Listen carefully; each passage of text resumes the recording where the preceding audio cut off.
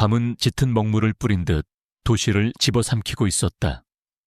빗방울은 유리창을 때리며 슬픈 멜로디를 연주했고 그 소리는 10살 고은비의 작은 방을 더욱 외롭고 차갑게 만들었다.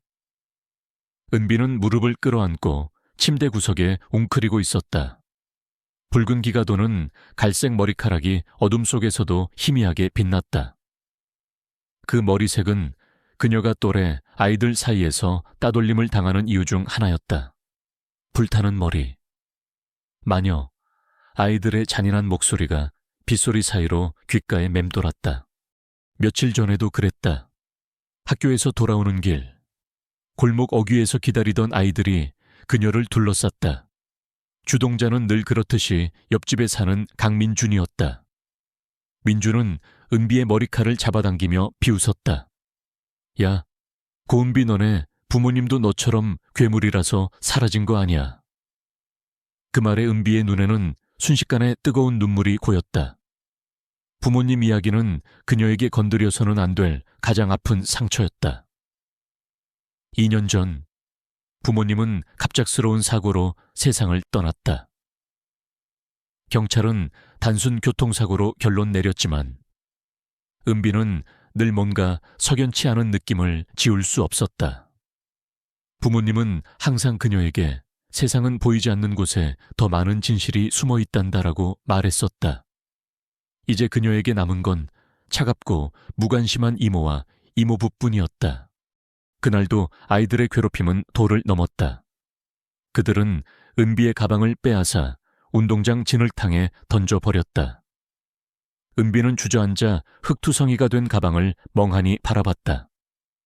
그때 민준이 뒤에서 그녀를 밀쳤고 은비는 그대로 빗물 고인 웅덩이에 넘어졌다.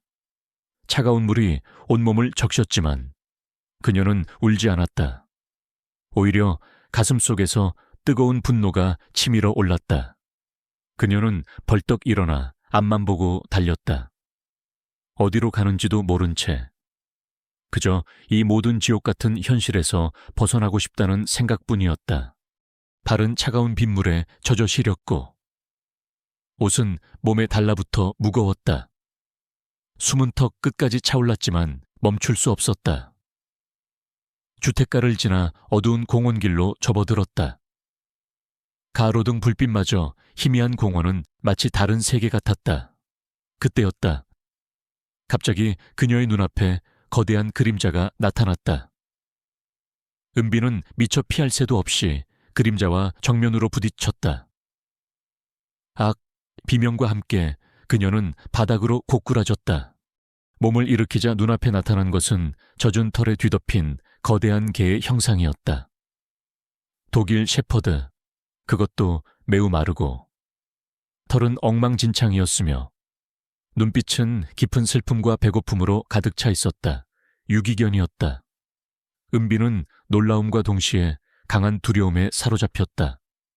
그녀는 온몸을 부들부들 떨었다. 이 크고 낯선 존재는 마치 그녀의 나약함을 비웃는 듯했다. 모든 분노와 서름이 폭발하듯 터져 나왔다. 그녀는 자신도 모르게 온 힘을 다해 소리쳤다. 저리 가란 말이야. 그녀의 절규는 빗소리를 뚫고 어둠 속으로 울려 퍼졌다. 놀랍게도 개는 으르렁거리지도 공격하려 들지도 않았다. 대신 그 커다란 눈동자는 은비를 똑바로 응시했다. 그 눈빛은 단순한 개의 눈빛이 아니었다. 슬픔, 연민, 그리고 알 수 없는 깊은 지혜가 담겨 있었다. 마치 그녀의 고통을 이해하고 위로하려는 듯한 눈빛이었다. 은비는 소리를 지르던 입을 다물었다. 그 눈빛 앞에서 그녀의 분노는 스르르 가라앉았고 대신 혼란스러운 감정이 밀려왔다. 개는 천천히 은비에게 다가왔다. 은비는 움찔했지만 이상하게도 이번에는 도망치고 싶지 않았다. 개는 조용히 그녀의 옆에 앉았다. 빗물에 젖은 몸에서는 퀴퀴한 냄새가 났지만 이상하게도 불쾌하지 않았다. 오히려 그 존재 자체가 주는 묘한 안정감이 있었다. 은비는 조심스럽게 손을 뻗어 개의 젖은 털에 닿았다. 개의 털은 생각보다 부드럽고 따뜻했다. 개는 몸을 은비에게 더 가까이 기대었다. 그 순간 은비는 개의 앞발 부근, 젖은 털 속에 숨겨진 희미한 상처를 발견했다. 그것은 단순한 상처가 아니었다. 마치 날카로운 송곳니에 찍힌 듯한 3개의 깊은 자국이 나란히 나 있었고, 그 주변은 보랏빛으로 변색되어 있었다. 마치 오래된 잊혀진 표식 같았다. 은비는 무언가에 홀린 듯 손가락으로 그 상처를 더듬었다. 개는 아무 반응 없이 가만히 있었다. 오히려 은비의 손길을 즐기는 듯 눈을 감는 모습이었다. 그때 멀리서 희미한 가로등 불빛 아래 한 남자의 그림자가 보였다. 남자는 마치 무언가를 찾는 듯 주변을 두리번거리고 있었다. 은비는 본능적으로 몸을 숨겼다. 그녀는 이유 없이 그 남자가 두려웠다. 개도 남자의 존재를 눈치챈 듯 몸을 움찔하더니 은비의 등 뒤로 바싹 붙었다. 마치 그녀를 보호하려는 듯한 자세였다. 남자는 계속해서 다가왔고 은비는 숨을 죽였다. 그녀의 심장은 쿵쾅거렸다. 그 남자는 누구일까? 그리고 이 개는 왜 자신을 보호하려는 걸까? 남자가 가까이 다가오자 은비는 그가 이모부임을 알 수 있었다. 이모부는 늘 그렇듯 차가운 표정으로 그녀를 찾고 있었다. 고은비, 너 여기서 뭐 하는 거야? 어서 집으로 안 와. 이모부의 목소리는 비난으로 가득 차 있었다. 은비는 개에게서 떨어져 이모부를 향해 천천히 걸어갔다. 개는 그녀가 멀어지는 것을 안타까운 듯 바라보다가 이모부가 그녀의 팔을 잡고 끌고 가는 순간에도 조용히 앉아 있었다. 하지만 은비는 뒤돌아보지 않아도 개의 시선이 자신에게 고정되어 있음을 느낄 수 있었다. 왠지 모르게 안심이 되었다. 집으로 돌아온 은비는 이모부에게 심한 꾸중을 들었다. 제발 사고 좀 치지 마. 내 부모가 남겨놓은 골칫덩어리 주제에. 이모부의 말은 칼날처럼 그녀의 심장을 찔렀다. 은비는 아무 말 없이 방으로 들어왔다. 몸은 지치고 차가웠지만 이상하게도 마음은 더 이상 텅 비어 있지 않았다. 공원에서 만난 그 개의 눈빛과 그녀의 손에 닿았던 따뜻한 털의 감촉이 머릿속을 맴돌았다. 그리고 희미하게 보았던 개의 앞발에 난 이상한 상처. 그것이 자꾸만 그녀의 신경을 건드렸다. 그날 밤 은비는 잠 못 이루고 뒤척였다. 빗소리는 여전히 창밖을 때리고 있었지만 이제 그녀에게는 더 이상 외로움의 소리가 아니었다. 오히려 무언가 새로운 시작을 알리는 듯한 알 수 없는 설렘과 함께 작은 희망을 속삭이는 소리처럼 들렸다. 그녀는 창밖을 내다봤다. 어둠 속에서 아무것도 보이지 않았지만 그녀는 어렴풋이 느낄 수 있었다. 그 가해가 어딘가 가까운 곳에서 자신을 지켜보고 있을지도 모른다고. 그리고 그 개와의 만남은 단순한 우연이 아닐 것이라고. 그녀의 작은 세상에 믿을 수 없는 어떤 변화가 시작되고 있었다. 며칠 밤낮으로 빗방울은 그치지 않고 은비의 창문을 두드렸다. 하지만 은비의 마음속에서는 더 이상 비가 외로움을 부르지 않았다. 대신 공원에서 만났던 그 커다란 개의 모습이 뚜렷하게 아로새겨졌다. 그녀는 그 개에게 개라는 뜻의 순우리말인 가을이라는 이름을 붙여주었다. 발음하기 쉽고 어쩐지 그 개의 쓸쓸한 눈빛과 잘 어울린다고 생각했다. 가을은 마치 약속이라도 한 듯 매일 은비의 집 근처를 맴돌았다. 등굣길 골목 어귀에서 은비를 기다리거나 학교가 끝날 무렵 교문 밖에서 그녀를 주시하는 듯한 모습을 자주 볼 수 있었다. 가을은 은비에게 직접 다가오지 않았다. 항상 적당한 거리를 유지하며 마치 그림자처럼 그녀를 따랐다. 은비는 그 거리가 주는 묘한 안정감을 느꼈다. 아이들의 괴롭힘이 시작될 것 같으면 가을은 언제나 기가 막힌 타이밍에 나타나 아이들을 쫓아냈다. 한 번은 민준을 비롯한 아이들이 은비를 둘러싸고 비웃고 있을 때였다. 갑자기 가을이 으르렁거리는 소리와 함께 나타나자 아이들은 혼비백산하여 도망쳤다. 가을은 아이들이 사라질 때까지 굳건히 서서 은비를 지켜보았다. 그 모습은 영락없는 수호자였다. 은비는 더 이상 학교 가는 길이 두렵지 않았다. 가을이 있다는 사실만으로도 그녀는 알 수 없는 용기와 위안을 얻었다. 하지만 가을의 존재는 은비에게 위안뿐 아니라 새로운 의문을 안겨주었다. 가을의 앞발에 있던 세 개의 깊은 상처. 그것은 아무리 생각해도 평범한 상처가 아니었다. 늑대나 다른 들짐승에게 물린 자국이라기에는 너무나 정교했고 오래된 흉터임에도 불구하고 여전히 기묘한 보랏빛 기운을 띠고 있었다. 은비는 상처를 떠올릴 때마다 묘한 불안감에 휩싸였다. 동시에 그녀의 꿈도 점점 더 선명해졌다. 처음에는 그저 바람소리 같았다. 희미하게 귓가를 스치는 속삭임. 하지만 이제는 더욱 뚜렷하게 들려왔다. 찾아, 진실을, 깨어나.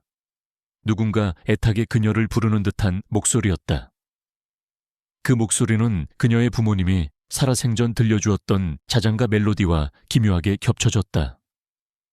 꿈속에서는 형체를 알 수 없는 그림자들이 나타났다 사라지기를 반복했다. 때로는 아버지의 다정한 미소가, 때로는 어머니의 따뜻한 눈빛이 스쳐 지나갔다. 하지만 그들의 얼굴은 늘 희미했고 곧이어 끔찍한 형상의 검은 그림자가 그들을 덮치는 장면으로 바뀌곤 했다. 꿈은 매번 비명으로 끝났다. 그 비명은 분명 그녀 자신의 비명이었지만 동시에 다른 누군가의 고통스러운 절규처럼 느껴졌다.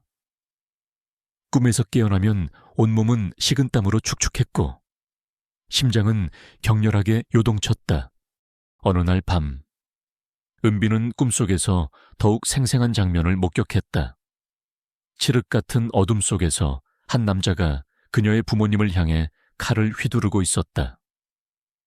남자의 얼굴은 그림자에 가려 보이지 않았지만 그의 손목에는 기묘한 문신이 새겨져 있었다. 그리고 그 순간 옆에서 으르렁거리는 소리가 들리며 거대한 개의 형상이 남자를 향해 덮쳐들었다. 개는 남자의 팔을 물어뜯었고 남자는 고통스러운 비명을 지르며 뒷걸음질 쳤다. 그리고 그 개의 앞발에 선명하게 드러난 세 개의 상처. 꿈속의 개는 분명 가을이었다. 그 장면이 너무나 생생해서 은비는 잠에서 깨어나서도 한동안 숨을 헐떡였다. 그녀는 벌떡 일어나 가을이 있는 쪽 창문을 열었다. 어둠 속에서 가을의 그림자가 희미하게 보였다. 가을은 고개를 들어 은비를 바라보았다. 그 개의 눈빛은 깊은 슬픔과 함께 어떤 간절함을 담고 있었다. 마치 그녀의 꿈을 알고 있다는 듯이. 한편 이모와 이모부의 태도는 점점 더 노골적으로 변해갔다. 그들은 은비의 부모님이 남긴 유산에 대해 이야기하기 시작했다. 은비야, 내 부모님이 남겨놓은 돈이 꽤 많더구나. 하지만 아직 네가 어리니 당분간은 우리가 관리하는 게 좋겠어.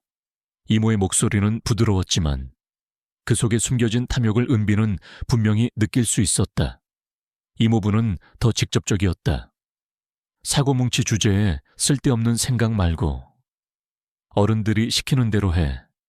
괜히 일을 복잡하게 만들지 마.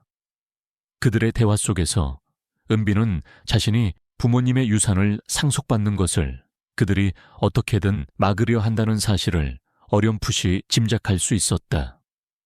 그들은 은비를 학교에서 전학 보내려 하거나 심지어는 멀리 떨어진 기숙학교로 보내버리려는 계획까지 세우고 있었다. 은비는 점점 더 궁지에 몰리는 기분이었다. 이모부의 태도는 최근 들어 더욱 거칠어졌다. 특히 밤늦게 술에 취해 들어와서는 은비의 방 앞에서 큰 소리로 떠들거나 문을 거칠게 두드리곤 했다. 그는 은비의 부모님을 비난하는 말을 서슴지 않았다. 그 자식들이 쓸데없이 돈만 벌어놓고 죽는 바람에 우리만 고생이야. 은비는 숨을 죽이고 이모부의 목소리가 멀어지기를 기다렸다. 그녀의 손은 자신도 모르게 가을의 상처를 만졌던 그 부위를 쓸어내렸다. 어느 날 은비는 집안을 청소하다가 우연히 오래된 앨범을 발견했다. 앨범 속에는 부모님의 젊은 시절 사진들이 가득했다. 그리고 한 장의 사진에서 그녀의 눈길이 멈췄다. 젊은 시절의 아버지와 어머니, 그리고 그들 사이에 환하게 웃고 있는 한 남자의 모습. 그 남자의 손목에는 꿈속에서 보았던 것과 똑같은 기묘한 문신이 새겨져 있었다. 은비는 손을 뻗어 사진 속 문신을 만졌다. 사진 속 남자의 얼굴은 낯설었지만 어쩐지 강한 불안감을 불러일으켰다. 그 남자는 누구일까? 그리고 왜 꿈속에서 그녀의 부모님을 공격하는 모습으로 나타난 걸까? 앨범을 뒤적이던 은비는 또 다른 사진을 발견했다.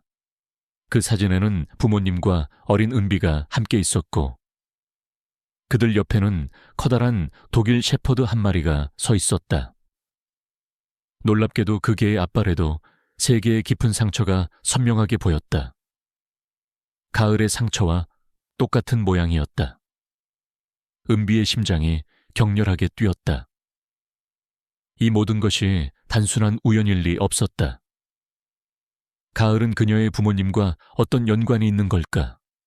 어쩌면 가을은 그녀의 부모님과 함께했던 그 개일지도 모른다는 섬뜩한 생각이 머리를 스쳤다. 하지만 2년이 넘는 시간 동안 그 개가 살아있을 리 만무했다. 밤이 깊어졌다. 은비는 잠이 오지 않아 창밖을 내다봤다. 가을이 언제나처럼 그녀의 집 앞 가로등 아래에 앉아 있었다. 가을의 눈은 어둠 속에서도 은비를 향해 있었다. 은비는 조용히 창문을 열었다. 차가운 밤 공기가 방 안으로 스며들었지만 은비는 추위를 느끼지 못했다. 그녀는 작은 목소리로 가을에게 속삭였다. 가을아, 너는 누구니? 가을은 대답 대신 고개를 갸웃거리며 그녀를 바라보았다. 그 개의 눈빛은 여전히 알 수 없는 슬픔과 깊은 연민으로 가득 차 있었다. 은비는 갑자기 알 수 없는 강한 확신에 사로잡혔다. 이 개는 단순한 유기견이 아니었다. 분명 그녀의 가족과 부모님의 죽음과 그리고 그 모든 숨겨진 진실과 깊은 연관이 있을 터였다. 그녀는 가을에게서 눈을 떼지 않았다. 창밖의 가을과 창문 안의 은비, 두 존재 사이에는 눈에 보이지 않는 강한 유대감이 흐르고 있었다. 그 유대감은 단순한 인간과 동물의 교감을 넘어 어떤 운명적인 이끌림처럼 느껴졌다. 그녀는 이제 더 이상 혼자가 아니었다. 은비의 일상은 가을의 등장과 함께 미묘하게 달라졌다. 이제 더 이상 학교는 지옥 같지 않았다. 아이들이 다가오면 언제나 가을이 멀지 않은 곳에서 그녀를 주시했고 그 시선만으로도 아이들은 움찔하며 물러섰다. 하지만 가을이 주는 안정감만큼이나 그녀를 둘러싼 미스터리는 점점 더 깊어졌다. 특히 밤이 되면 알 수 없는 불안감과 함께 어둠의 그림자가 그녀를 쫓는 듯한 느낌을 지울 수 없었다. 어느 날 저녁, 은비는 학원에서 돌아오는 길이었다. 평소라면 이 시간쯤이면 집으로 향하는 골목길은 한산했지만 그날따라 왠지 모르게 싸늘한 기운이 감돌았다. 그녀는 발걸음을 재촉했다.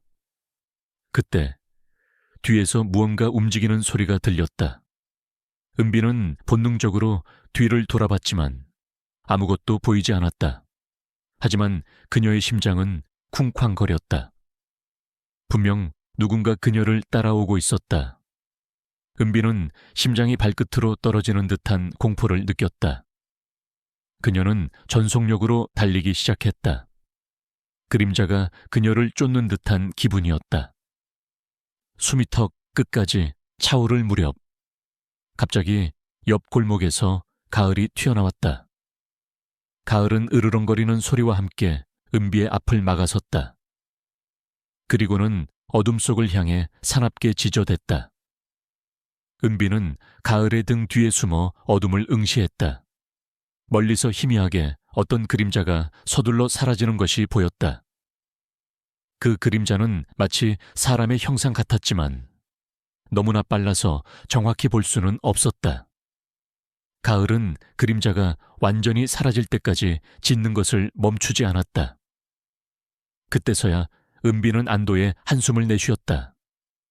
가을은 은비의 얼굴을 핥으며 그녀를 진정시켰다. 그 개의 따뜻한 숨결이 그녀의 불안을 조금이나마 덜어주었다. 집에 돌아와서도 은비는 진정할 수 없었다. 누군가 자신을 해치려 한다는 확신이 들었다. 이모와 이모부는 그녀의 말을 믿지 않았다. 네가 쓸데없는 소리를 하는구나. 누구에게 앙심을 살 일이 뭐가 있다고 그래. 이모부는 그녀의 말을 허튼 소리로 치부하며 오히려 그녀에게 주의를 주었다. 괜히 헛소문 퍼뜨리고 다니지 마라. 우리 집 망신이다. 그들의 무관심과 비난은 은비를 더욱 고립시켰다. 밤이 되자 꿈은 더욱 강렬해졌다. 이제는 단순한 속삭임이 아니라 분명한 목소리들이 들려왔다. 은비야, 위험해, 조심해야 해. 그 목소리들은 그녀의 부모님의 음성과 닮아 있었다. 꿈속에서 그녀는 늘 같은 장소에 있었다. 낡고 오래된 서재, 먼지 쌓인 책장과 커다란 책상, 그리고 벽에 걸린 찢어진 가족 사진. 그 사진 속에는 부모님과 그녀, 그리고 낯선 남자가 함께 있었다. 은비는 그 남자의 손목에 새겨진 기묘한 문신을 꿈속에서도 선명하게 볼 수 있었다. 꿈은 항상 절정에서 멈췄다. 남자가 칼을 휘두르려는 순간 거대한 개가 나타나 남자를 향해 으르렁거렸다. 개의 앞발에는 3개의 상처가 선명하게 빛났다.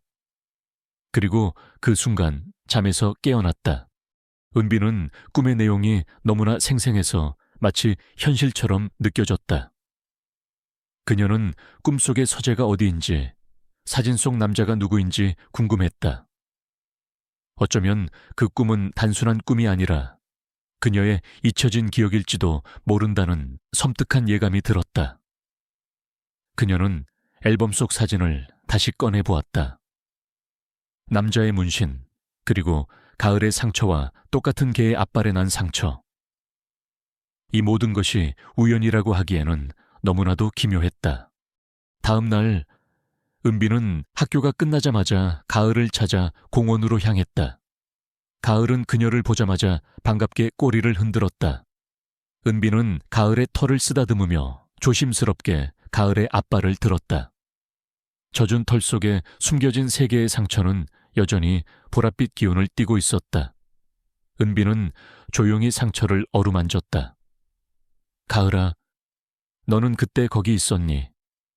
은비의 목소리는 너무나 작아서 바람 소리에 묻힐 듯했다. 가을은 은비를 빤히 바라보았다. 그 개의 눈빛은 깊이를 알 수 없는 슬픔과 함께 모든 것을 알고 있다는 듯한 지혜를 담고 있었다. 마치 그녀의 질문에 대답이라도 하려는 듯. 가을은 작은 신음을 내더니 은비의 손바닥을 핥았다. 그 개의 혀가 닿는 순간 은비는 몸속 깊은 곳에서부터 알 수 없는 전율을 느꼈다. 그날 밤 은비는 다시 그 서재 꿈을 꾸었다. 하지만 이번에는 달랐다. 남자가 칼을 휘두르기 직전 꿈속의 개가 남자를 향해 달려들었다. 남자의 팔을 물어뜯는 개의 모습, 그리고 이어지는 남자의 비명, 그리고 개가 쓰러지는 순간 개의 몸에서 푸른빛이 번쩍이며 어떤 형체로 변하는 것이 보였다. 그 형체는 사람의 형상이었다. 은비는 비명을 지르며 잠에서 깨어났다. 온몸이 땀으로 축축했고 심장은 미친 듯이 뛰었다. 사람의 형상계가 사람으로 변했다고 은비는 머리가 복잡했다. 이것은 꿈일 뿐일까? 아니면 뭔가 다른 의미가 있는 걸까? 이모와 이모부는 은비에게 더욱 강하게 유산 문제를 압박했다. 은비야, 우리가 곧 변호사를 만날 거야. 네가 상속받을 권리가 없다는 걸 확인해야 하거든. 너도 알잖아. 네가 얼마나 어리고 무능력한지. 이모의 목소리에는 이제 더 이상 위선적인 부드러움조차 없었다. 그들의 탐욕은 은비를 질식시킬 것만 같았다. 은비는 이제 더 이상 그들을 믿을 수 없었다. 그녀는 이모와 이모부가 자신을 보호하려는 것이 아니라 오히려 그녀를 해치려 하고 있다는 것을 어렴풋이 깨달았다. 그녀는 부모님의 죽음이 단순한 사고가 아닐 수도 있다는 의심을 더욱 확고하게 가졌다. 그리고 그 모든 것의 중심에 가을이 있다는 것을 직감했다. 가을은 단순한 유기견이 아니었다. 그녀의 부모님의 죽음과 관련된 어떤 비밀을 간직하고 있거나 혹은 그 비밀을 푸는 열쇠를 쥐고 있는 존재임이 분명했다.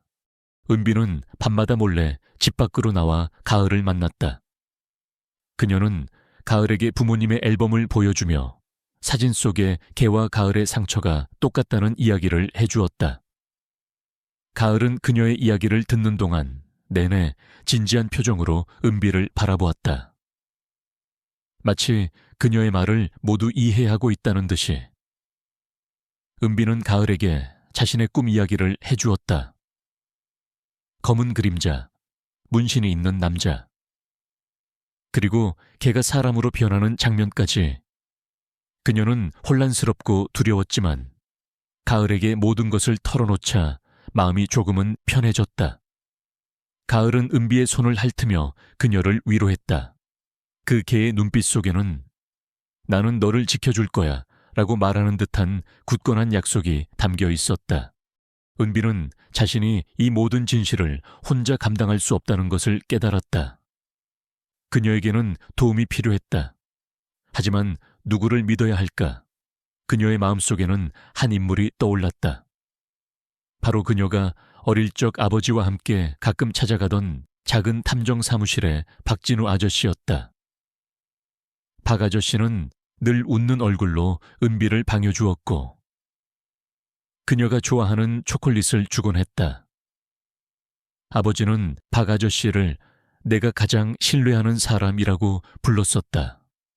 은비는 어쩌면 박진우 아저씨라면 자신의 이야기를 들어줄지도 모른다는 희미한 희망을 품었다. 가을과 함께라면 이 모든 비밀을 파헤칠 수 있을지도 모른다고. 그녀의 작은 가슴 속에서 두려움과 함께 새로운 결심이 싹트기 시작했다. 은비는 낡은 수첩을 뒤져 박진우 탐정의 연락처를 찾아냈다. 수첩은 빛바래고 모서리가 닳아 있었지만 아버지의 글씨체로 삐뚤빼뚤 적힌 번호는 여전히 선명했다. 망설임 끝에 그녀는 번호를 눌렀다. 신호음이 몇 번 울린 후 낮은 목소리가 수화기 너머에서 들려왔다. 박진우입니다. 은비는 가슴이 두근거렸다. 아저씨, 저 은비예요. 고은비요. 잠시 침묵이 흘렀다. 은비라고 네가 어떻게 이 번호를... 박진우의 목소리에는 놀라움과 함께 어딘가 모를 쓸쓸함이 묻어 있었다. 은비는 용기를 내어 말했다. 아저씨, 제가 할 얘기가 있어요. 아주 중요한 이야기인데 아저씨 말고는 아무도 믿어주지 않을 것 같아요. 다음 날 아침 은비는 학교에 가는 척 집을 나섰다. 가을은 이미 골목 어귀에서 그녀를 기다리고 있었다. 은비는 가을의 목줄에 손을 대었다. 이상하게도 가을은 목줄에 저항하지 않았다. 오히려 그녀의 발걸음에 맞춰 얌전히 따라왔다. 그들은 버스를 타고 시내 외곽의 한적한 주택가로 향했다. 박진우의 탐정 사무실은 더 이상 번화계에 있지 않았다. 낡고 오래된 건물 2층에 간판도 없이 오직 작은 명패에 박진우 세 글자만이 희미하게 새겨져 있었다. 문이 열리고 박진우의 모습이 나타났다. 그의 얼굴에는 깊은 주름이 패여 있었고 눈빛은 피로해 보였다. 그의 어깨는 축 처져 있었고 마치 삶의 모든 무게를 짊어진 듯했다. 하지만 은비를 본 그의 눈에는 희미한 온기가 돌았다. 은비야, 정말 너구나. 박진우는 그녀의 성장한 모습에 놀란 듯했다. 그리고 그의 시선은 은비의 옆에 서 있는 거대한 가을에게로 향했다. 가을은 박진우를 향해 낮게 으르렁거렸다. 이 개는 박진우의 눈썹이 살짝 찌푸려졌다. 개를 데리고 온 손님은 처음이었다. 은비는 가을을 진정시키며 말했다. 가을이에요. 아저씨, 제 친구이자 보호자예요. 사무실 안은 어수선했다. 먼지 쌓인 책들과 서류 더미가 여기저기 널려 있었고 퀴퀴한 담배 냄새가 진동했다. 박진우는 은비에게 앉으라고 권한 후 가을을 한 번 더 의심스러운 눈으로 훑어보았다. 그래서 무슨 이야기인데? 그의 목소리에는 관심보다는 체념이 깃들어 있었다. 은비는 용기를 내어 자신의 이야기를 시작했다. 공원에서 가을을 만난 이야기. 가을의 앞발에 난 3개의 상처. 그리고 그녀의 꿈 이야기. 마지막으로 이모와 이모부의 수상한 행동과 부모님의 유산 이야기까지. 그녀는 모든 것을 솔직하게 털어놓았다. 박진우는 처음에는 은비의 이야기를 반쯤은 흘려듣는 듯했다. 그의 얼굴에는 회의적인 표정이 역력했다. 개와 관련된 꿈이라니. 은비야, 네가 아직 어려서 그런 꿈을 꿀 수도 있지. 하지만 은비가 앨범 속 부모님 사진과 그 속에 있던 문신 남자의 사진을 꺼내 보여주자 박진우의 눈빛이 흔들리기 시작했다. 이 문신은 그의 목소리가 미세하게 떨렸다. 그는 사진을 자세히 들여다보았다. 이건 그때 그 사건과 관련된 문신인데 은비는 숨을 죽였다. 그 사건이요, 아저씨가 아시는 일이에요. 박진우는 깊은 한숨을 내쉬었다. 그래, 오래전 일이지. 내가 탐정을 그만두게 된 결정적인 사건이기도 해. 그는 담배에 불을 붙였다. 희뿌연 담배 연기 사이로 그의 눈빛은 아득한 과거를 응시하는 듯했다. 2년 전, 내 부모님 사고가 나기 1년 전쯤이었을 거야. 아주 유명한 금융 사기 사건이 터졌어. 피해 금액만 해도 천문학적이었지. 그 사건의 주범은 그림자 조직이라고 불리던 비밀스러운 집단이었어. 그들의 특징은 바로 이 문신이었지. 박진우는 사진 속 남자의 손목 문신을 가리켰다. 나는 그 사건을 담당했었어. 핵심 용의자 중 한 명이 바로 이 문신을 한 남자였지. 그는 그림자 조직의 핵심 인물이었어. 우리는 그를 잡기 위해 총력을 기울였지만 그는 마치 유령처럼 사라졌어. 그리고 그때 나는 이계와 비슷한 셰퍼드를 봤던 기억이 나. 박진우는 가을을 다시 보았다. 가을은 박진우의 말을 듣는 내내 조용히 앉아 있었지만 그의 눈빛은 묘하게 빛나고 있었다. 그때 그 용의자를 쫓다가 나는 결정적인 단서를 놓쳤어. 그리고 결국 그 사건은 미제 사건으로 남았지. 나는 모든 것을 포기하고 탐정 일을 그만두었어. 하지만 내 마음속에는 늘 그 사건이 짐처럼 남아 있었어. 박진우는 담배를 비벼 껐다. 그런데 네 부모님과 그 남자가 아는 사이였다니. 그리고 이계가 다시 나타났다고. 그는 혼란스러운 듯 머리를 감쌌다. 그때 가을이 갑자기 움직였다. 가을은 박진우의 책상으로 다가가 먼지 쌓인 서류 더미 속에 코를 박았다. 그리고는 어떤 서류 뭉치를 앞발로 긁어냈다. 박진우는 놀라서 서류를 집어들었다. 그것은 바로 그가 탐정일을 그만두기 직전까지 조사했던 그림자 조직 사건의 미제 파일이었다. 파일 속에는 용의자들의 사진과 함께 사건 현장에서 발견된 여러 단서들의 사진이 담겨 있었다. 그리고 그중 한 장의 사진에서 박진우의 눈이 멈췄다. 찢어진 천 조각에 남아있는 희미한 세 개의 찢어진 자국. 그 자국은 마치 날카로운 발톱이나 송곳니에 긁힌 듯한 모양이었다. 그리고 그 옆에는 미확인 동물 모발 발견이라는 메모가 작게 쓰여 있었다.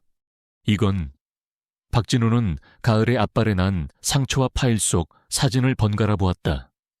가을의 상처와 놀랍도록 흡사했다. 가을은 그를 똑바로 응시했다. 그 개의 눈빛은 보세요. 제가 여기에 있었어요 라고 말하는 듯 했다. 박진우는 소름이 돋았다. 이게 정말 그때 그 현장에 있었단 말인가? 그렇다면 이 개는 단순히 유기견이 아닐 수도 있어. 그는 가을에게 조심스럽게 손을 뻗었다. 가을은 그의 손길을 피하지 않고 오히려 그의 손바닥에 자신의 얼굴을 비볐다. 은비는 가을의 행동에 놀라움을 금치 못했다. 가을이 마치 모든 것을 알고 있다는 듯 스스로 증거를 제시하는 모습은 경이로웠다. 박진우는 이제 더 이상 은비의 이야기를 허튼 소리로 치부할 수 없었다. 그는 책상에 앉아 눈을 감았다. 오랫동안 잊고 지냈던 과거의 조각들이 하나둘 맞춰지는 듯한 느낌이었다. 은비야, 내 부모님의 죽음이 단순한 사고가 아닐 수도 있다는 내 말이 맞는 것 같아. 그의 목소리는 낮았지만 결심에 찬 어조였다. 그림자 조직, 그들은 잔인하고 교묘해. 돈을 위해서라면 어떤 짓이든 서슴지 않는 놈들이지. 박진우는 서류를 뒤적거리며 말했다. 내 부모님은 어떤 사업을 하셨지? 그림자 조직은 주로 대규모 자산가들을 노렸어. 은비는 고개를 끄덕였다. 아버지는 건축가셨고 어머니는 미술품 감정가셨어요. 얼마 전에 큰 전시회를 준비하고 계셨다고 들었어요. 박진우의 눈이 번뜩였다. 미술품 감정가. 그래, 그랬어. 그 조직은 불법적인 방법으로 고가의 미술품을 거래해서 자금을 세탁하곤 했지. 내 부모님이 그들의 사업에 어떤 식으로든 연루되었을 가능성이 있어. 그때 가을이 갑자기 으르렁거렸다. 은비와 박진우는 고개를 들어 창밖을 내다봤다. 낡은 건물 아래 골목 어귀에 검은색 세단 한 대가 서 있었다. 차창은 선팅이 짙게 되어 있어 안이 보이지 않았다. 하지만 가을은 계속해서 낮게 으르렁거렸고 털을 곤두세웠다. 누군가 우리를 지켜보고 있어. 박진우의 얼굴에 긴장감이 스쳤다. 그는 재빨리 커튼을 닫았다. 이제부터 조심해야 해, 은비야. 너와 가을이 나타났다는 걸 그들이 알았을 거야. 그의 목소리에는 비장함이 담겨 있었다. 은비는 가을의 털을 쓰다듬었다. 가을은 은비의 손길에 몸을 기댔지만 여전히 경계를 늦추지 않았다. 박진우는 낡은 전화기를 들었다. 이제 다시 과거를 파헤칠 시간이야. 그의 눈빛은 다시 탐정으로서의 날카로움을 되찾은 듯했다. 은비는 가을을 바라봤다. 가을은 은비에게 걱정 마. 내가 너를 지켜줄 거야 라고 말하는 듯한 굳건한 눈빛을 보내고 있었다. 그들은 이제 더 이상 혼자가 아니었다. 세 명의 기묘한 동맹, 한때 모든 것을 잃었던 탐정, 고통스러운 진실을 찾아 헤매는 소녀, 그리고 신비로운 비밀을 간직한 게.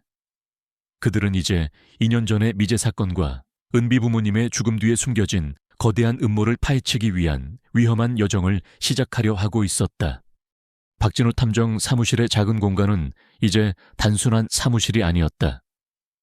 그것은 진실을 파헤치기 위한 은비와 가을, 그리고 박진우 3명의 은신처이자 작전 본부가 되었다. 낡은 커피포트에서는 늘 김이 모락모락 피어올랐고 박진우의 얼굴에는 피로와 함께 잊고 지냈던 열정이 되살아나고 있었다. 그는 미제 파일들을 다시 꺼내 들었고 은비는 부모님의 유품을 뒤적이며 단서를 찾았다. 가을은 그들의 곁을 한시도 떠나지 않고 묵묵히 그들을 지켜보았다. 가장 먼저 그들이 집중한 것은 부모님의 사업 관련 서류들이었다. 은비의 아버지는 건축가였고 어머니는 미술품 감정가였다.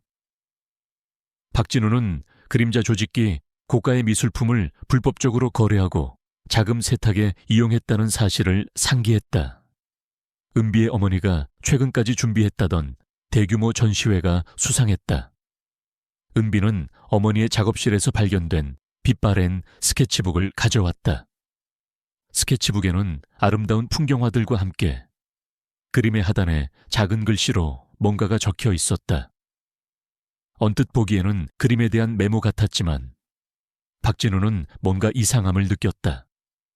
이건 단순한 메모가 아니군. 마치 암호처럼 보여. 그들은 스케치북의 그림들을 하나하나 살펴보았다. 그림들은 모두 어머니가 생전에 좋아하시던 고풍스러운 건물들이나 자연 풍경이었다. 그런데 그림들마다 특정 부분에 미묘하게 다른 색깔의 점이 찍혀 있거나 의미를 알 수 없는 작은 기호들이 숨겨져 있었다. 가을은 스케치북을 은비의 손에서 끌어당겨 앞발로 툭툭 건드렸다. 그리고는 특정 페이지를 코로 가리켰다. 그 페이지에는 고목나무가 그려져 있었는데 나무줄기 한가운데에 아주 작게 3개의 점이 찍혀 있었다. 그리고 그 옆에는 마치 찢어진 듯한 삼각형 모양의 기호가 그려져 있었다. 가을의 앞발 상처와 흡사한 형태였다. 은비와 박진우는 동시에 놀랐다. 가을이 그림에 숨겨진 비밀을 알고 있다는 듯이 행동했다. 박진우는 그 그림들을 과거 그림자 조직 사건 당시 압수했던 불법 미술품 목록과 대조해보았다. 놀랍게도 스케치북의 그림 속 장소들은 모두 그림자 조직이 불법 미술품을 숨기거나 거래 장소로 이용했던 곳들과 일치했다. 그리고 그림 속 기호들은 그 미술품들의 일련 번호나 숨겨진 위치를 암시하는 듯했다. 은비의 어머니는 그림을 통해 그림자 조직의 불법 거래망에 대한 정보를 은밀하게 기록하고 있었던 것이다. 네 어머니는 이 모든 것을 알고 계셨던 거야. 그리고 이 그림들로 진실을 기록하려 하셨어. 박진우의 목소리에는 존경심이 묻어났다. 하지만 그들의 발견은 동시에 위험을 불러왔다. 그들이 진실에 가까워질수록 보이지 않는 위협은 더욱 선명해졌다. 이모와 이모부는 변호사를 통해 은비의 유산 상속권을 박탈하려는 절차를 밟기 시작했다. 그들은 은비가 정신적으로 불안정하여 재산을 관리할 능력이 없다고 주장했고 심지어 은비를 정신병원에 입원시키려는 시도까지 했다. 그들의 탐욕은 이제 명백한 범죄로 이어지고 있었다. 그리고 그 배후에는 더욱 거대한 그림자가 드리워져 있었다. 박진우는 미제 파일 속에서 그림자 조직의 우두머리로 추정되는 인물의 단편적인 정보를 찾아냈다. 그는 막강한 권력과 재력을 가진 사업가이자 사회의 존경을 받는 인물로 위장하고 있었다. 그의 이름은 강 회장. 그는 겉으로는 자선사업가로 활동하며 명망 있는 이미지를 쌓았지만 뒤로는 온갖 불법적인 사업과 암거래를 통해 부를 축적해온 인물이었다. 박진우는 오래전 그림자 조직 사건 당시 강 회장의 이름이 여러 차례 언급되었지만 그를 잡을 만한 결정적인 증거를 찾지 못해 애를 먹었던 기억을 떠올렸다. 강 회장은 자신을 위협하는 존재들을 철저히 제거해왔다. 은비의 부모님도 강 회장의 불법적인 미술품 거래를 알아챈 후 희생된 것임이 분명했다. 가을은 강 회장의 이름이 언급되자마자 온몸의 털을 곤두쓰고 으르렁거렸다. 그 개의 눈에는 강한 증오와 분노가 이글거렸다. 마치 강 회장에게 개인적인 원한이라도 있는 듯이 그때였다. 박진우의 머릿속에 성광처럼 스쳐 지나가는 기억이 있었다. 그림자 조직 사건 당시 핵심 용의자가 사라졌던 현장에서 발견된 개의 시체. 하지만 그 개는 단순한 shepherd가 아니었다. 그 개의 몸에는 기묘한 문신이 새겨져 있었다. 그리고 그 개는 강 회장에게 충성하는 훈련된 경비견이었다. 박진우는 혼란스러웠다. 가을과 강 회장 사이에는 어떤 관계가 있는 걸까? 은비는 가을의 행동을 보고 더욱 확신했다. 가을은 단순한 개가 아니었다. 그녀의 꿈에서 개가 사람으로 변하는 장면을 떠올렸다. 그리고 아버지의 앨범 속 어린 은비와 부모님 옆에 있던 개. 어쩌면 가을은 과거에 어떤 이유로 인해 인간의 몸을 지니고 있었거나 혹은 누군가의 영혼이 깃든 존재일지도 모른다는 상상조차 불가능한 생각이 그녀의 머릿속을 스쳤다. 또는 그녀의 부모님이 키웠던 그 개 자체가 어떤 신비로운 힘을 가진 존재였고 오랜 세월을 넘어 은비를 보호하기 위해 다시 나타난 것일지도 모른다. 박진우는 깊이 고민했다. 이게 가을은 분명 보통 개가 아니야. 어쩌면 내 부모님과 관련된 어떤 존재일지도 몰라. 이 앞발의 상처는 단순한 상처가 아닐 거야. 어떤 표식 혹은 징표일 수도 있어. 그는 가을의 앞발을 조심스럽게 만졌다. 가을은 박진우의 손길에 몸을 맡겼다. 강 회장의 움직임은 점점 더 노골적으로 변했다. 은비의 뒤를 쫓던 그림자들은 이제 더욱 대담하게 그녀의 주변을 맴돌았다. 어느 날 밤 은비는 잠시 가을과 함께 산책을 나섰다가 낯선 남자들에게 위협을 받았다. 그들은 그녀에게 함부로 나대지 마라. 내 부모처럼 되고 싶지 않으면 이라는 경고를 던졌다. 그때 가을이 번개처럼 달려들어 남자들을 제압했다. 가을의 움직임은 상상을 초월할 정도로 빨랐고 힘도 강력했다. 남자들은 겁에 질려 도망쳤다. 은비는 가을의 등에 얼굴을 묻었다. 가을아, 고마워. 박진우는 강 회장을 잡기 위한 계획을 세우기 시작했다. 그는 그림자 조직의 핵심 거래 장소를 알아내기 위해 은비 어머니의 스케치북에 숨겨진 암호를 해독하는 데 집중했다. 가을은 마치 그들의 연구를 돕는 듯 특정 그림이나 서류에 코를 들이대어 중요한 단서가 숨겨진 곳을 알려주곤 했다. 가을은 단순한 동물이 아니라 그들의 모든 계획을 이해하고 동참하는 동료 같았다. 며칠 밤낮의 조사 끝에 그들은 결정적인 단서를 찾아냈다. 강 회장이 소유한 오래된 고택. 그곳은 겉으로는 역사적인 가치가 있는 건물로 알려져 있었지만 은비 어머니의 그림 속에 숨겨진 암호에 따르면 그곳은 그림자 조직의 가장 은밀한 아지트이자 불법 미술품들이 보관되고 거래되는 장소였다. 그리고 그곳에는 부모님의 죽음과 관련된 결정적인 증거도 숨겨져 있을 것이 분명했다. 은비의 어머니가 남긴 마지막 그림. 그 그림에는 고택의 지하 통로가 그려져 있었고 그곳에는 작은 상자가 표시되어 있었다. 그 상자에는 그녀의 어머니가 죽기 직전까지 숨기려 했던 중요한 증거가 들어있을 터였다. 그들은 이제 마지막 단계로 나아갈 준비를 마쳤다. 강 회장의 봉오지에 잠입하여 증거를 확보하고 그의 모든 악행을 세상에 폭로해야 했다. 하지만 그들의 앞에는 강 회장이 구축해 놓은 거대한 장벽과 수많은 위험이 도사리고 있었다. 박진우는 은비의 눈을 똑바로 바라보았다. 이제부터는 더 위험해질 거야. 하지만 너는 혼자가 아니야. 우리 셋이 함께라면 어떤 어려움도 헤쳐나갈 수 있을 거야. 은비는 고개를 끄덕였다. 그녀의 손은 가을의 털을 단단히 붙잡고 있었다. 가을은 그녀의 손에 얼굴을 비비며 굳건한 눈빛으로 화답했다. 진실을 향한 그들의 여정은 이제 가장 위험한 국면으로 접어들고 있었다. 강 회장의 고택은 도심 외곽의 높은 언덕에 자리 잡고 있었다. 밤이 되자 고택은 거대한 그림자처럼 어둠 속에 잠겼고 희미한 불빛만이 으스스하게 빛났다. 박진우는 오래된 지도를 펼쳐놓고 고택의 구조를 다시 한번 확인했다. 강 회장은 이곳을 단순한 주거지가 아닌 요새처럼 만들어놨을 거야. 경비가 삼엄할 테니 신중하게 움직여야 해. 그의 목소리에는 긴장감이 맴돌았다. 은비는 가을의 털을 단단히 붙잡았다.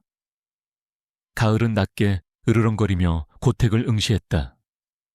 그 개의 눈빛은 불길 속으로 뛰어들 준비가 된 전사처럼 이글거렸다. 그들은 밤이 가장 깊어진 시각, 자정이 넘어 고택으로 향했다. 박진우는 과거 탐정 시절의 경험을 살려 외곽 경비 시스템의 허점을 찾아냈다. 그들은 담장 아래의 덤불 속에 몸을 숨긴 채 고택으로 잠입했다. 바람이 나무잎을 스치는 소리마저 날카롭게 들리는 듯했다. 은비는 심장이 쿵쾅거렸지만 놀랍게도 두려움보다는 강한 결심이 그녀를 지배했다. 부모님의 진실을 밝혀내야 한다는 생각만이 그녀의 머릿속을 가득 채웠다. 그들은 외부 경비들을 피해 고택의 뒤편으로 조용히 이동했다. 은비 어머니의 스케치북에 그려져 있던 지하 통로의 입구를 찾아야 했다. 박진우는 손전등으로 주변을 비추며 꼼꼼히 살폈다. 그때 가을이 갑자기 킁킁거리며 땅을 파기 시작했다. 가을의 앞발이 닿은 곳은 오래된 넝쿨에 뒤덮인 낡은 나무 문이었다. 문은 흙과 먼지로 뒤덮여 있었고 겉으로는 전혀 눈에 띄지 않았다. 은비는 놀라움과 함께 가을의 지능에 다시 한번 감탄했다. 가을아, 여기가 맞니? 가을은 고개를 끄덕이듯 은비를 바라보았다. 박진우는 도구를 이용해 굳게 잠긴 문을 열었다. 삐걱거리는 소리와 함께 문이 열리자 퀴퀴한 곰팡이 냄새와 함께 차가운 공기가 확 끼쳐왔다. 어두운 지하 통로가 그들 앞에 드러났다. 박진우는 손전등을 먼저 비추며 조심스럽게 안으로 들어섰다. 은비는 가을과 함께 그의 뒤를 따랐다.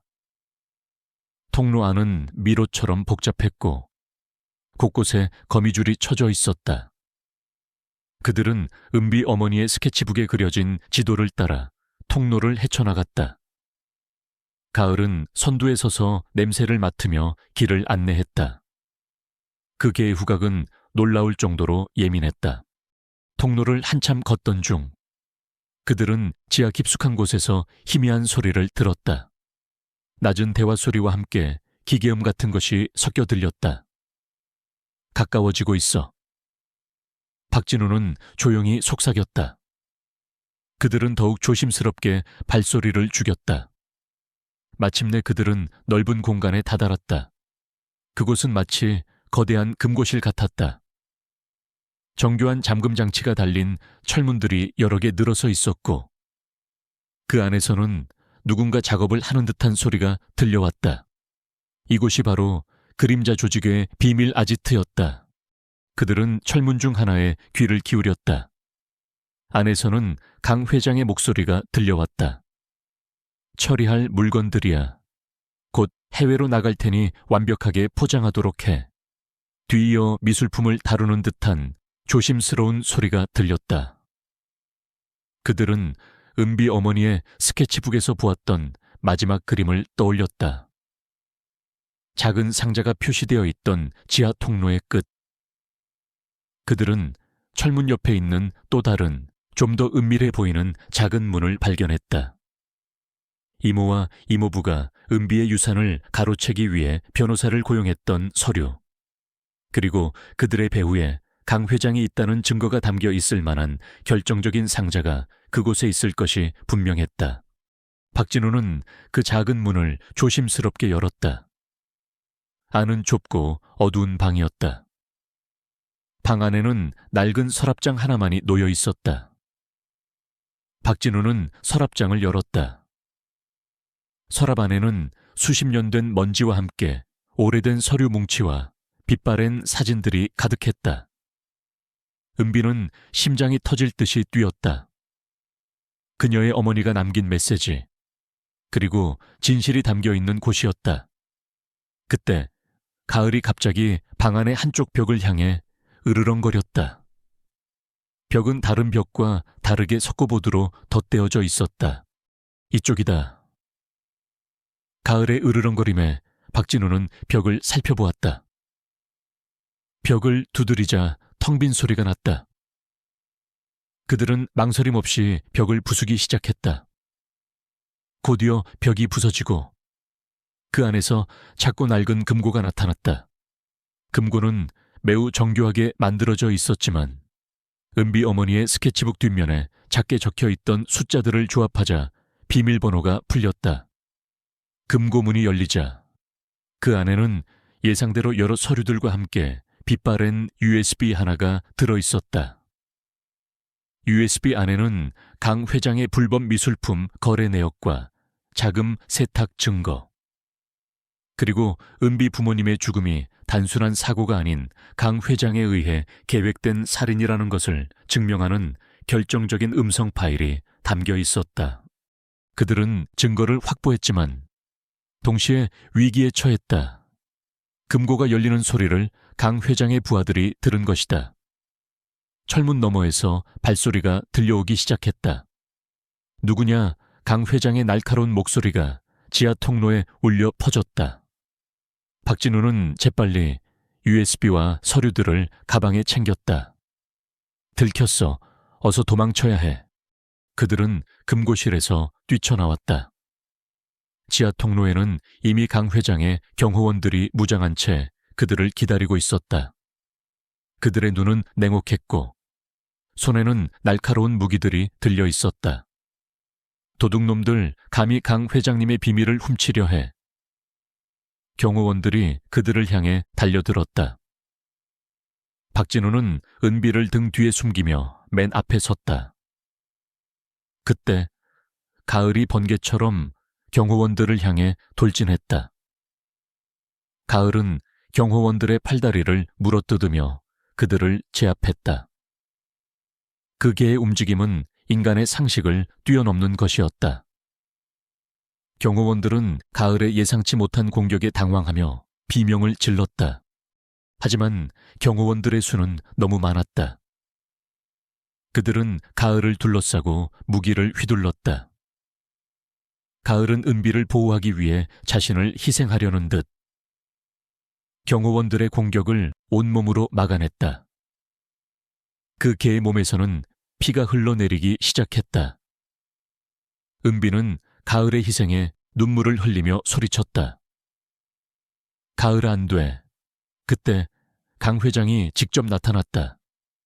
그의 얼굴에는 분노와 함께 알 수 없는 광기가 서려 있었다. 어리석은 것들, 감히 내 심장을 건드리려 하다니. 그의 손에는 번쩍이는 권총이 들려 있었다. 강 회장은 가을을 향해 반가쇠를 당겼다. 탕 총성이 지하 통로에 울려 퍼졌다. 가을은 쓰러졌다. 은비는 비명을 질렀다. 가을아, 그녀는 쓰러진 가을에게 달려갔다. 가을의 몸에서는 피가 솟구치고 있었다.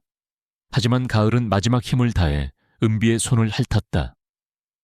그 개의 눈빛은 여전히 그녀를 향한 깊은 사랑과 함께 도망쳐 라고 말하는 듯한 간절함을 담고 있었다.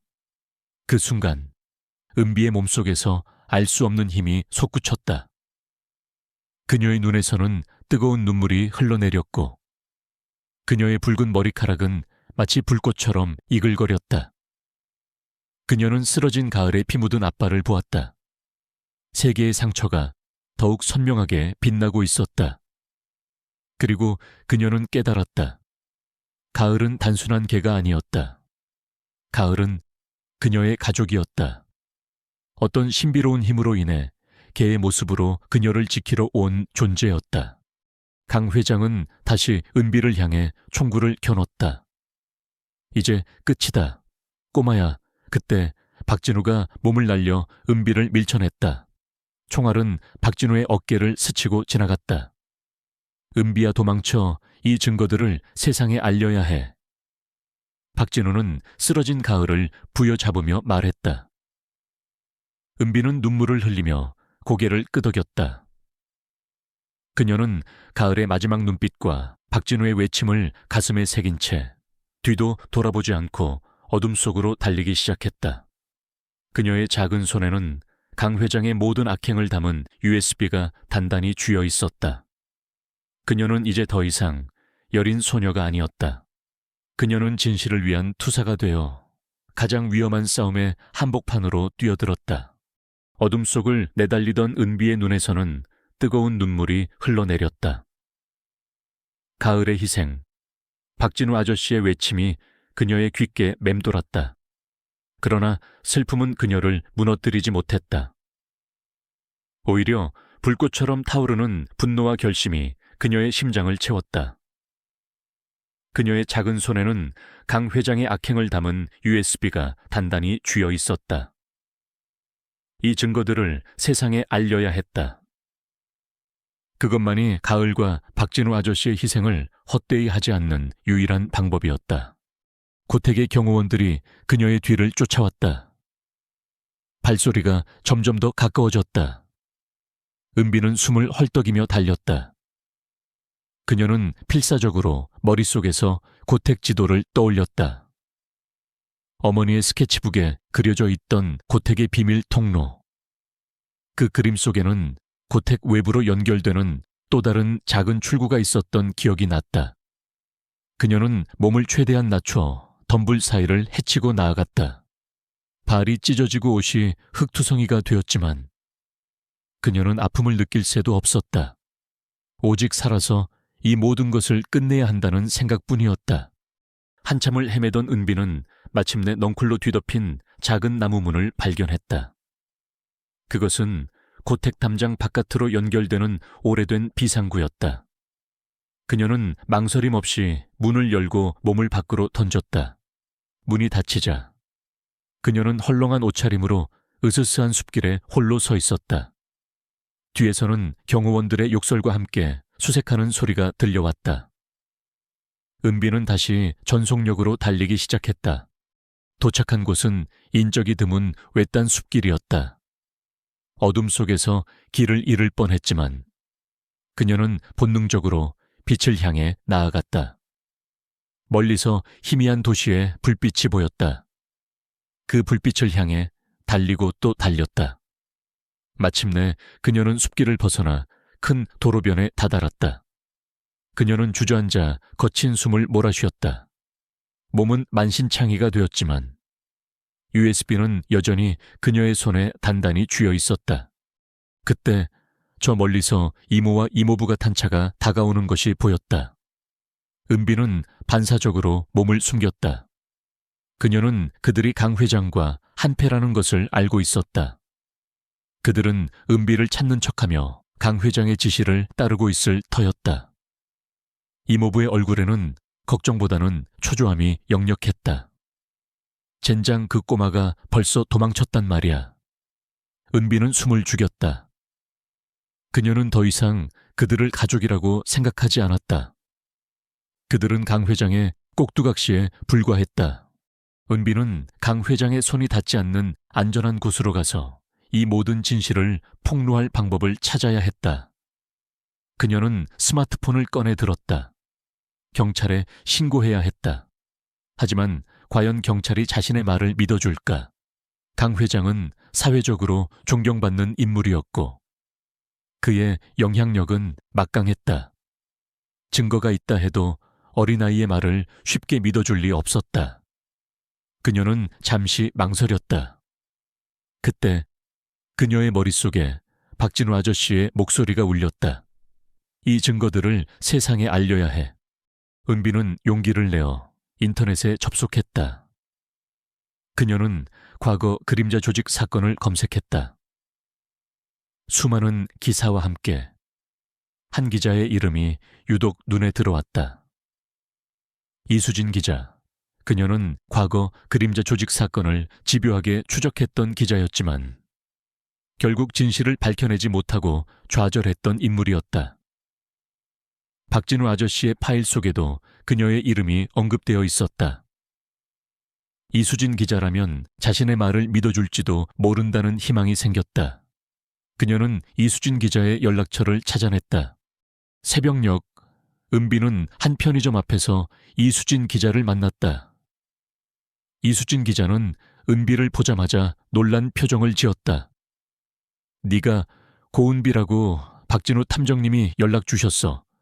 네가 아주 중요한 증거를 가지고 있다고. 은비는 고개를 끄덕였다. 그녀는 USB를 이수진 기자에게 건넸다. 이 안에 모든 진실이 담겨 있어요. 저희 부모님의 죽음, 그리고 강 회장이 벌인 모든 악행이요. 이수진 기자는 USB를 조심스럽게 받아들었다. 그녀의 눈빛은 진지했다. 사무실로 돌아온 이수진 기자는 즉시 USB를 확인했다. USB 속 음성 파일에서 강 회장의 목소리가 선명하게 들려왔다. 그놈들 내 사업에 코를 들이밀다니, 감히 나의 계획을 방해하다니. 내가 처리해야지. 사고로 위장해서 완벽하게. 그리고 불법 미술품 거래 내역과 자금 세탁에 대한 상세한 기록들. 이수진 기자는 충격을 받았다. 2년 전 자신이 쫓던 그림자 조직의 우두머리가 바로 강 회장이었다니. 그리고 그의 악행이 이렇게까지 잔인하고 치밀했다니. 그녀의 손은 분노로 떨렸다. 이수진 기자는 즉시 강 회장의 비리를 폭로하기 위한 기사를 작성하기 시작했다. 그녀는 모든 증거들을 꼼꼼하게 정리하고 익명의 제보자로부터 받은 다른 정보들과 교차 검증했다. 그녀는 방송국 동료들과도 연락을 취하며 이 사건을 공론화할 준비를 했다. 그녀는 강 회장이 자신의 영향력을 이용해 이 모든 것을 막으려 할 것임을 알고 있었다. 하지만 그녀는 굴하지 않았다. 오랜 시간 동안 묻혀있던 진실을 세상에 밝힐 기회가 온 것이다. 강 회장은 이수진 기자의 움직임을 알아차렸다. 그는 은비와 박진우를 처리하는 데 실패하자 이제 이수진 기자에게 모든 위협을 가하기 시작했다. 그녀의 사무실에 익명의 협박 전화가 걸려오고 그녀의 뒤를 쫓는 검은 차들이 늘어났다.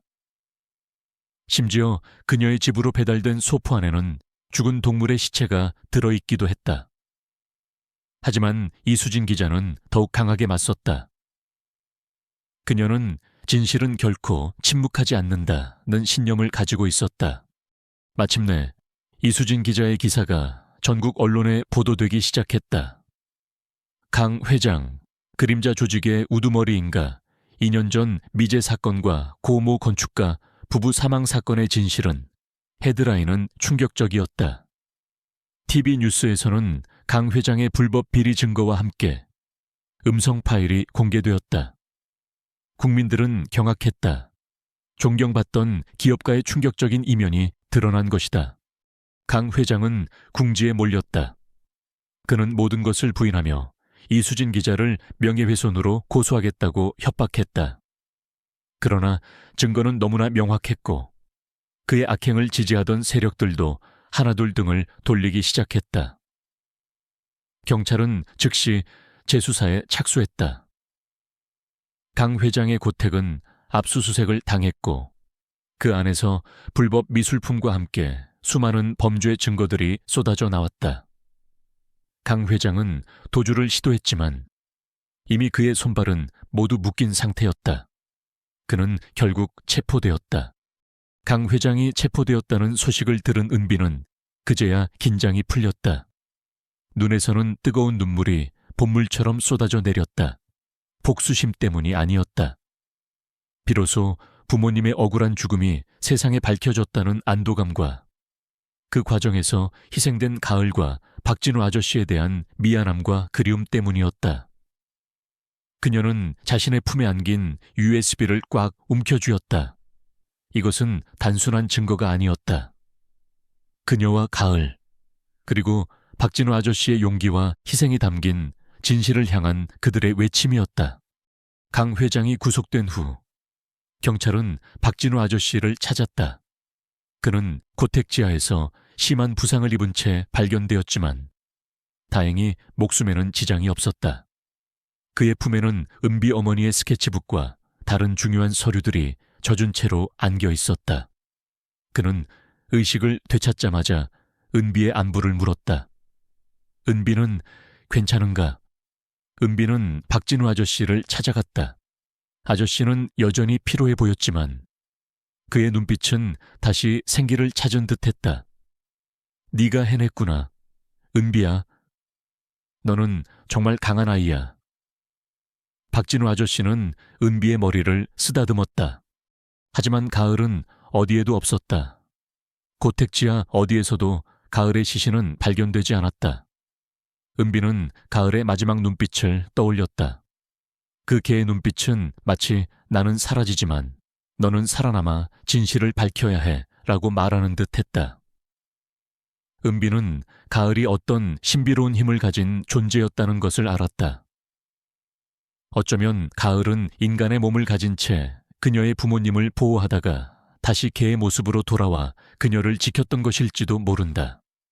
아니면 그저 그녀의 상상 속에서만 존재하는 영적인 존재였을지도 모른다. 중요한 것은 가을이 그녀에게 남긴 사랑과 용기였다. 강 회장의 재판은 세상을 떠들썩하게 만들었다. 그의 모든 악행이 낱낱이 밝혀졌고 그는 결국 무기징역을 선고받았다. 이모와 이모부 또한 강 회장과 공모한 혐의로 법의 심판을 받게 되었다. 은비는 모든 것을 잃은 듯 보였지만 그녀는 진실과 정의를 되찾았다. 그리고 그 과정에서 그녀는 상상할 수 없을 만큼 강해졌다. 그녀는 이제 더 이상 외로운 소녀가 아니었다. 그녀는 진실을 위해 싸웠고 그 싸움에서 승리했다. 차가운 진실이 드러난 후 은비의 삶은 경랑에 휩싸였다. 강 회장의 몰락은 사회 전체에 큰 충격을 주었고 그의 비리가 낱낱이 밝혀지면서 은비의 부모님 죽음 또한 재수사를 통해 명백한 살인으로 결론 내려졌다. 이모와 이모부는 강 회장과 공모한 죄로 구속되어 법의 심판을 기다리게 되었다. 한때 그녀의 유일한 가족이라 여겼던 이들의 추악한 민낯이 드러나자 은비는 깊은 상실감과 배신감에 시달려야 했다. 하지만 동시에 그녀는 홀로 모든 고난을 이겨내고 진실을 밝혀낸 자신에게서 단단한 힘과 용기를 발견했다. 박진우 아저씨는 병원에서 회복 중이었다. 은비는 매일 그를 찾아가 가을에 대한 이야기를 나누었다. 박진우 아저씨는 총격으로 깊은 상처를 입었지만 그의 눈빛은 어느 때보다 맑고 강인해져 있었다. 가을은 분명히 너를 지켜주러 온 거야. 은비야, 그 개의 희생이 없었다면 우리는 이 모든 진실을 밝혀내지 못했을 거야. 박진우는 가을이 사라진 것에 대해 슬퍼하면서도 그 개의 헌신에 깊은 경외심을 표했다. 은비는 가을의 마지막 눈빛을 잊을 수 없었다. 그 개의 눈빛에는 그녀를 향한 무한한 사랑과 함께 어떤 운명적인 약속이 담겨 있었다. 강 회장의 재판은 연일 언론의 헤드라인을 장식했다. 은비는 증인으로 법정에 섰다. 그녀의 작은 몸은 여전히 가늘게 떨렸지만 그녀의 목소리는 단호하고 또렷했다. 그녀는 가을과의 첫 만남부터 시작하여 꿈속의 환영들, 그리고 박진우 아저씨와의 공조를 통해 진실을 파헤쳤던 모든 과정을 담담하게 증언했다. 그녀의 증언은 강 회장의 잔혹한 범죄를 입증하는 결정적인 증거가 되었다. 법정은 침묵했고 강 회장은 더 이상 자신의 죄를 부인할 수 없었다. 재판이 끝난 후 은비는 부모님의 유산을 상속받게 되었다. 하지만 그녀에게 돈은 더 이상 중요한 것이 아니었다. 그녀는 유산의 상당 부분을 익명으로 동물보호단체와 사회약자를 돕는 재단에 기부했다. 그녀는 가을의 희생을 영원히 기억하고 자신처럼 고통받는 이들을 돕는데 이 돈을 사용하고 싶었다. 은비는 이제 박진우 아저씨와 함께 살게 되었다. 박진우 아저씨는 은비에게 든든한 버팀목이 되어주었다. 그는 더 이상 탐정 일을 하지 않았지만 은비에게 인생의 지혜와 따뜻한 보살핌을 주었다. 은비는 학교로 돌아갔다. 그녀는 여전히 붉은 기가 도는 머리카락을 가지고 있었지만 이제 그 머리색은 그녀의 강인함과 특별함을 상징하게 되었다. 아이들은 더 이상 그녀를 괴롭히지 않았다. 오히려 그녀를 존경하고 따랐다. 은비는 학교 생활에 적응하며 새로운 친구들을 사귀었다. 그녀는 슬픔을 딛고 일어서서 밝고 긍정적인 아이로 성장하고 있었다. 시간이 흘러 계절이 바뀌었다. 가을은 여전히 은비의 곁에 없었다. 하지만 은비는 가을이 멀리 사라진 것이 아니라고 믿었다. 밤하늘을 수놓은 별들 중 하나, 혹은 스쳐 지나가는 바람 속에 가을의 영혼이 여전히 자신을 지켜보고 있다고 느꼈다. 때로는 꿈속에서 가을을 만났다.